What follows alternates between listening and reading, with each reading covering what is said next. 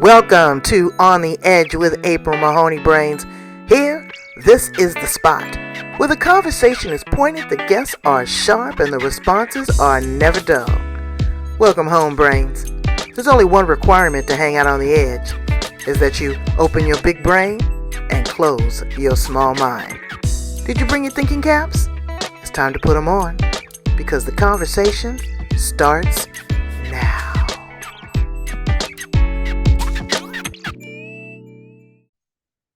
Absolutely. Welcome to On the Edge with April Mahoney Brains. I wore a hat for you today.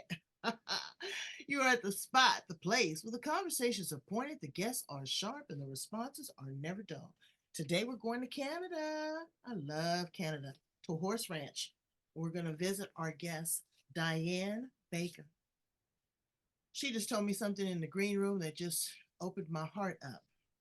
We're going to talk a little bit about grief recovery, resilience, what it feels like being a mother, not one, but two daughters who died by suicide.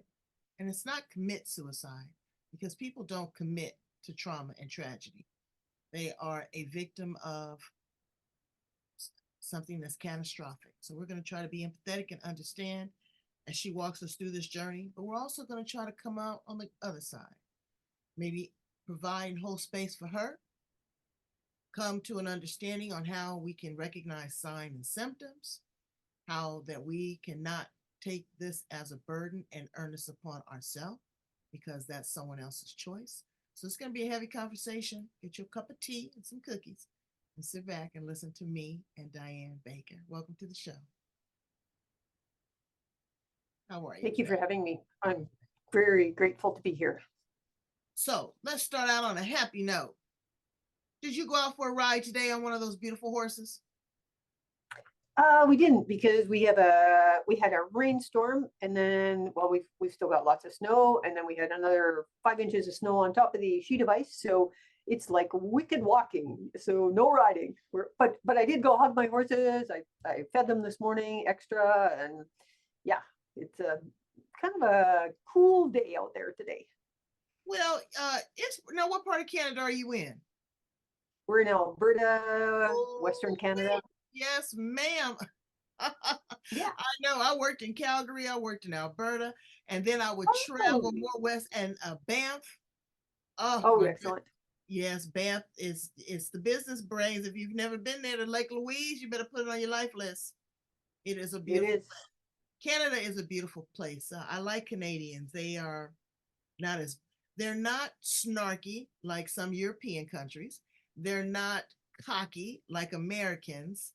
They're somewhere in between. They've got their own little twist.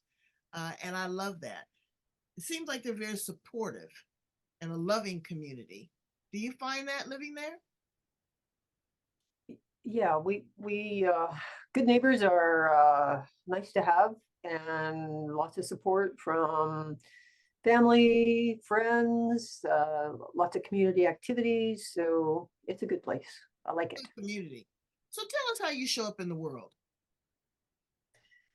Well, life's been a pretty incredible journey. Lots of side paths. So I'm really studying grief, trauma, loss, because it's been such a big part of my life for the last 4 years. But prior to that, I really, and right now also, I work a lot with women and wellness. Horses are tremendous partners, and we do a lot of work on the ground, heart-to-heart connection, and asking people to detox, as in put away that phone, step out of the world that has electricity, and come to our cabins where you are off the grid and you get a total body detox and refresh.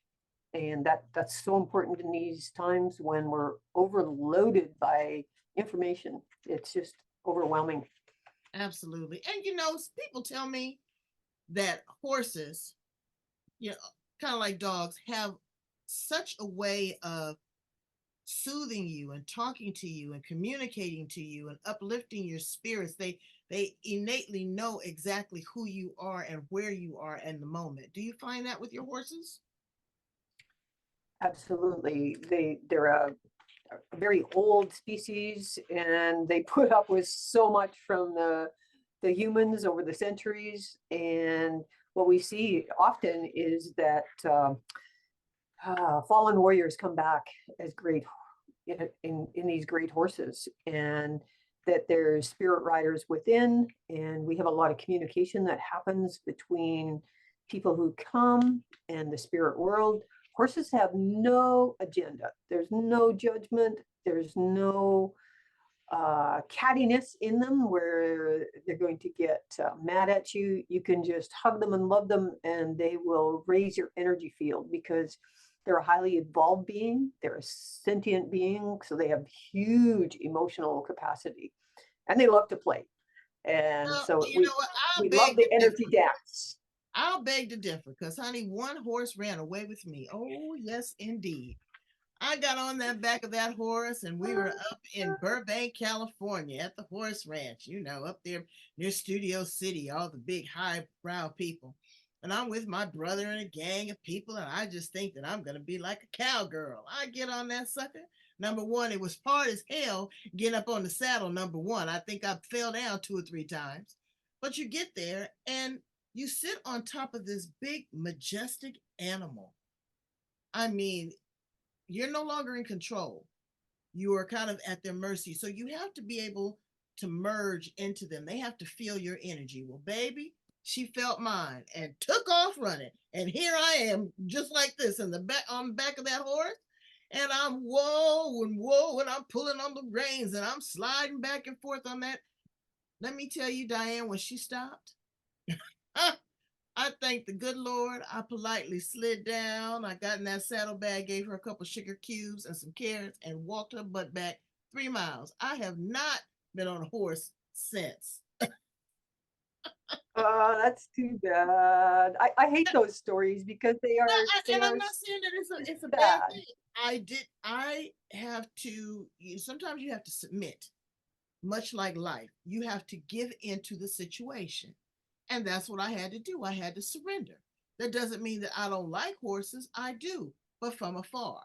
Again, you have to build a relationship. You have to have resilience. And that's something that you can really speak to because knowing the horses, but also the trauma that you have been experiencing. And I know that it's very tender and very raw.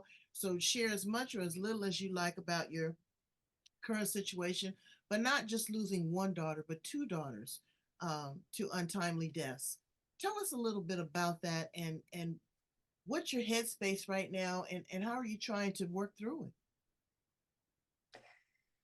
Well, we had the terrible phone call that changes your life forever.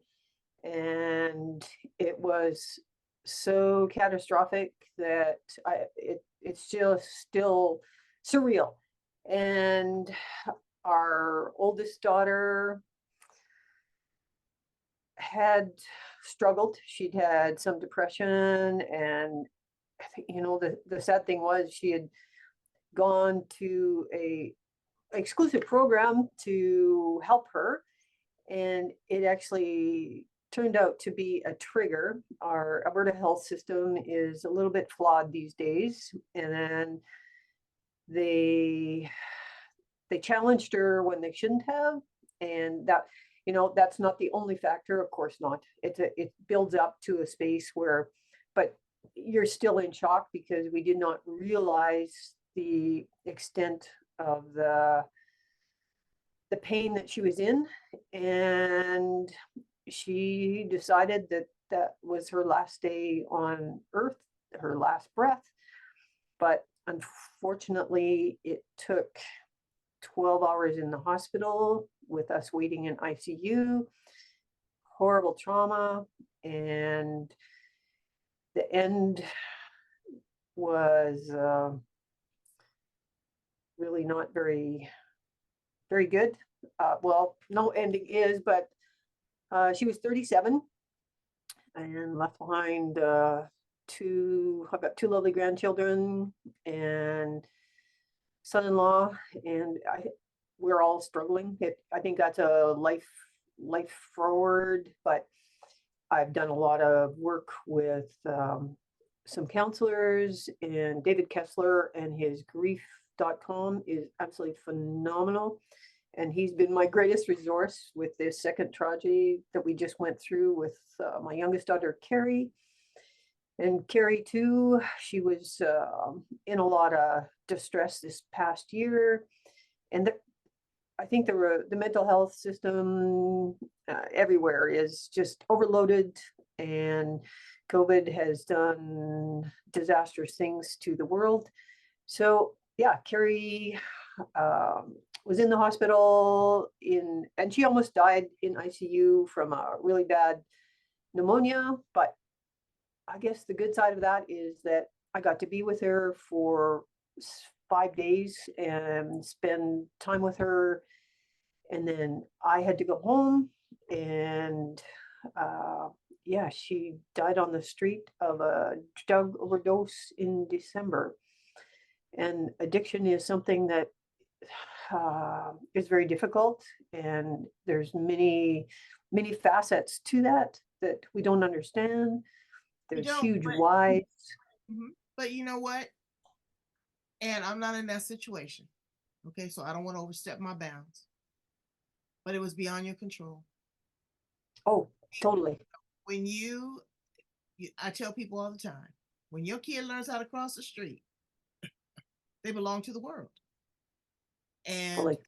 there's things that they don't share with us. Mental health challenges is not like an open wound. You can't put peroxide and antiseptic on it, some Neosporin and a Band-Aid, and watch it heal. You never know what's going to open it back up. You never know how severe it is. And then you have people that are getting prescription medication, but they're also self-medicated. They've got this other voice chattering in their head. They've got life challenges that they can't deal with. It's a lot. We don't know what's going on in their head. And as individuals or family members or friends, we always want to show support and encourage. A lot of times people just want to be heard, and they want to be believed. Whatever their reality is, you have to understand, brains, that that's their reality. That's their story. That's what's going on in their head. It's like a person with Alzheimer's or dementia, always combating and fighting with them to be in the present. No, it's like this, it's like that. You said yourself 100 times, don't repeat it again. Well, it is what it is. My mother used to tell me about this little girl that come visit her. And I'd ask her, what was she wearing? Hell, did she have patent leather shoes? Did she have white socks? Was her dress ruffly? And my mother was just as content and quiet and calm. But you let me try to take her somewhere else that wasn't her reality. She became combative. So we don't know what sugar plums are dancing in somebody else's head. And you look at that person sitting next to you, you think they got it all together. And let me tell you, when they're in the privacy of their own home, they're a mess. So what did you do to help calm yourself? Because again, once you come to the realization that this is a situation, we go through all of these different changes and different stages of grief, brains, and they're not in succinct. You're going to be happy one day, bargaining one day, cussing the next day, crying the next day, forgiving, blaming God. You're going to go through it up and down over and over and over again. But what are you doing for yourself, Diane? What are you doing for yourself? Well, I think the most important thing I do is I go outside and I hug my horses. I ground myself. I do meditations every morning focused on my self-care, my health, and I respect that time that I need to just take a breath and step out of caring for everybody else and care for me for a while.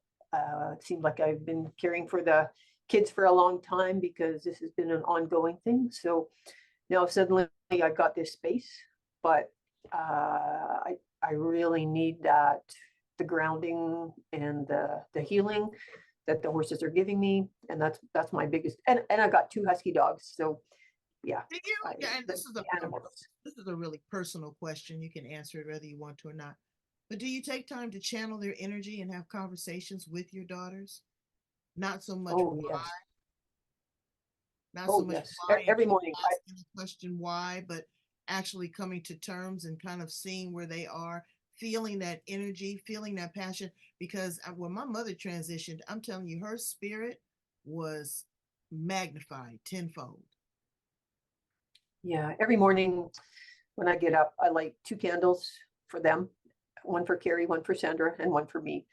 And then I just sit in the silence and I talk mind to mind, just spirit to spirit, and see what they have to say, what I feel. I think I feel so much lately, and I know they're around and they're gone and then they're back.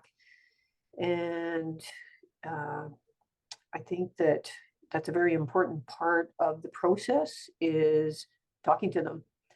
No blame, no judgment, just you're always, this is home and we are here for you always How do we because talk it's to children? out of us. How do we talk to children about death? You know, a lot of times people try to sugarcoat it. And your situation is different. Everybody's situation is different. But I had two situations. The first one was my girlfriend was not absolutely not going to let her children go with her to the funeral. Well, they talked her into it. So she tells the children as they sit there and watch and mourn and pray over the grandparents, oh, grandma's just sleeping. She's just sleeping in that pretty box and blah, blah, blah, blah, blah, blah, blah. And so now the kids were paranoid. But this is another situation. I'm driving in my girlfriend's car and I'm sitting in the back seat with her daughter. And her daughter looks up and we pass the cemetery and she goes, look, Auntie April, my grandmother's over there. She's over there resting to eternity with a whole bunch of other people. Her body is in the dirt, but her soul is with us. She talked to me like she was a grown ass woman. I think she was like 4. And I was like, what? Yeah, It was how her parents presented the situation. She told me, she says, Aunt April, we're all going to end up over there. We just have to wait our turn. There was none of this, oh my God, this paranoia and this. She made it real to her daughter that this was a transition where the other parent had the poor child scared to go to sleep. Where do we right. find a balance? What is your position on that? Do we give it to them 100 in a language that they can understand, or do we shield them until we feel that they're mature enough to handle reality, life? I think simple is better and sooner is better because there's always somebody that's going to jump in and tell them, and it is going to be a disaster. So it's better to be upfront. Honesty is just so important, and kids are brilliant, and they will process it according to how they are able to, and especially if the people present it in the right manner. It doesn't have to be complicated. Don't have to go into too much detail. It's like the sex talk. You Oh, if you bring it up, you have the conversation. Trust me, you answer 2 or 3 questions, and they're on to something else. We as adults tend to overthink things, and totally. we continuously our trauma, our fears roll into our children. And I know that your grandchildren are going to feel this the rest of their life. But I'm hoping and I pray that this is ends the cycle of pain. Whatever pain it was that their mothers went through, let that not transition over to where they are. And you have this opportunity to work with them, show them resilience, be honest with them, love on them, hold space with them so that they don't continue this epigenetic cycle of destruction. Because it's they people think it's an easy way out, but it's not an easy way out. All the people that care about you, all the responsibilities, all the life that was left for you to live is now gone in a fleeting moment. So You Yeah, got your work cut it's out so for you. critical. Yeah, Now yeah, you work with and other people on the ranch.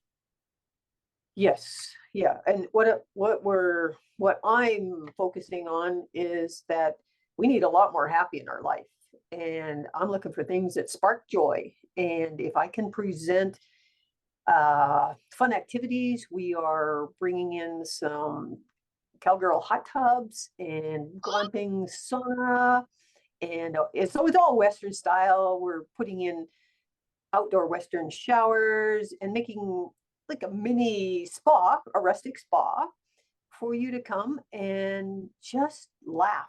And then we do the connection work on the ground with the horses, heart space. We match heartbeats. So then you're amped up to a higher level. And we have conversation and cookies and lots of good food. We got a huge garden, orchards, permaculture. We're talking about resilience, food sovereignty. Come and learn, come and stay, come and play, come and cry, come and laugh. I have women come that share. People are drawn, right? Like-minded. They feel the energy field that I'm sending out, and they just have to come and experience. We do a remember me ceremony, a spirit of the horse for helping let go, because we all need to let go of those rocks that are in our backpack, and let's step forward and keep moving, because it's too easy to sit down and suffer, and we that's not the right answer. Then that holds the spirits of our loved ones, and then they don't get the learning that they need. So I'm very conscious of that, and that's a big teaching of grief, that don't hold them. They have to experience their joy again as well. Hmm. Exactly. And so you found that in nature and the horse ranch. How long have you had the horse ranch? 20 years. Well, I've Wow. had horses since forever. My grandpa got me my first horse when I was 4, and I've had horses ever since. Even though Really? I went to school, I went to university. I always horses have always been my go-to, my grounding, my helpers, partners, always. Can you ride it with a pretty good gallop? Can you get it going? I have, and I've had 4 really bad accidents, and I'm not supposed to be riding, so I ride a little bit slower. I've been bucked off, not due to my horse's fault, but circumstances come up and things happen. But yeah, I broke my neck, I broke my back, I broke my leg, but here I am, Really? because energy work is amazing work, right? And if you have such a belief within you that I was not going to walk, I was not going to be wheeled out of a hospital when I went there. And on the way to the hospital, I just said, I'm going to heal myself. And I did. I walked out of the hospital, and the doctor said, I don't know how you did this, but good for you. So yeah, Well, we have a lot of power within us that we have to tap into, and we can when we need it. yeah, well, it's resilience, when you have that. It is. So that's what we're asking for anyone that is in a tender spot right now, that feels vulnerable, that feels weak, that feels that they need to be heard and that nobody cares about them. It's not true. You got a horse whisperer right there. Somebody that's Mhm. been there, done that, and has the t shirt, but wants to hold space with you to help you get through. It only takes one person, each one teach one. We want to save the masses, sure, but if we can just save one person at a time, you'd be surprised at what we'd be able to do. So, Diane, please tell my brains how to get in contact with you, to come to the ranch, to work with you one on one, and to send you some love. Thank you. Sure. We have a website, and it's at wildhorsecamp.com. We are on Facebook at Wild Horse Mountain Ranch. We are on Instagram at wildhorse_ranch, or you can call me 403-729-2910. You can go through the contact of the website to send me a message me on Messenger through Facebook. I'm pretty available. Well, you are available and you are wonderful. You are sweet. You are kind. And I appreciate you so much. Is there anything else or words of encouragement or wisdom that you want to leave with our brains before we conclude? I think that we still have to keep moving forward despite what is happening to us, that there's opportunities every day, and it's getting up, opening the door, and walking out with your head up, and knowing that uh, there's there's life ahead of us. And my mom, you're talking about your mom, she left me a message and she said, let's just not talk about living, let's live. And she's been giving me that message consistently into my head for the last little while. Let's live Absolutely. with lots of joy, and leave this, trauma is there, trauma, loss, death, it's around us all the time, but we don't have to stay there. No. We can still cry. Oh my gosh, we have to cry. You have to clean that and let it out. You can't let it, you keep it in, and that's where disease starts. So don't do it. Let go. You know what? With any situation, it's how you process it. You have to give yourself time though to process it. What that timeline looks like is individual for each person. Some get over a bee sting in 30 seconds. Some people swell up like a puffer fish. It's Yes. all different. So it's how you process it. It's the steps that you go through to heal. It's taking responsibility for yourself, and not, harboring any animosity. But just, try to look at yourself in the morning and put a smile on your face.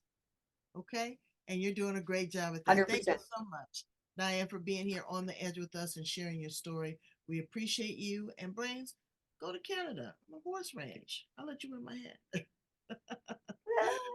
Have a good day, Brains. We love you.